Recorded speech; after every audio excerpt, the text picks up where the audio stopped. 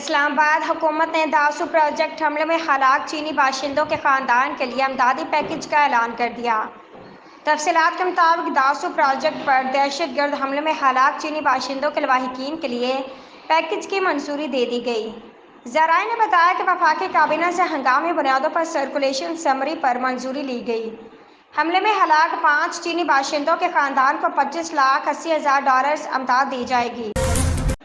اسلام آباد وزیر اعظم شہباز شریف کا کہنا ہے کہ SIFC کی افادیت نے ناقدین کی زبانوں پر تالا لگا دیا ہے۔ وزیر اعظم شہباز شریف نے اجلاس سے خطاب کرتے ہوئے کہا کہ SIFC میں سب مل کر متحد ٹیم کی طرح محنت کر رہے ہیں۔ سعودی عرب اور UAE نے SIFC کے حوالے سے اعتماد کا اظہار کیا، جس پر حیرانی اور خوشی بھی ہوئی کہ دوست ممالک نے SIFC پر اعتماد کا اظہار کیا۔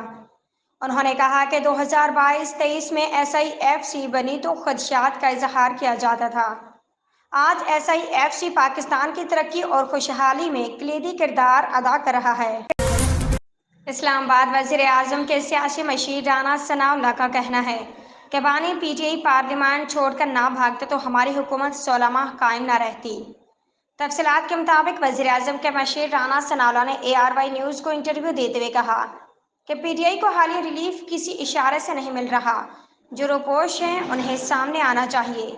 بانی PTI کے حوالے سے رانا ثناء کا کہنا تھا کہ اگر بانی PTI پارلیمنٹ چھوڑ کر نہ بھاگتا تو ہماری حکومت 16 ماہ کبھی قائم نہ رہتی، اور اگر یہ 2 صوبوں میں اپنی حکومتیں نہ گراتا تو 9 مئی بھی نہ ہوتا۔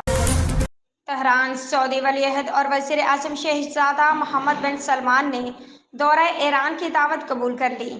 ٹی وی چینل ایرانی انٹرنیشنل نے اپنی رپورٹ میں بتایا کہ محمد بن سلمان نے قائم مقام صدر ڈاکٹر محمد مخبر کے دورہ ایران کی دعوت قبول کر لی، اور یہ 2 دہائی میں سعودی ولی عہد کا پہلا دورہ ہوگا۔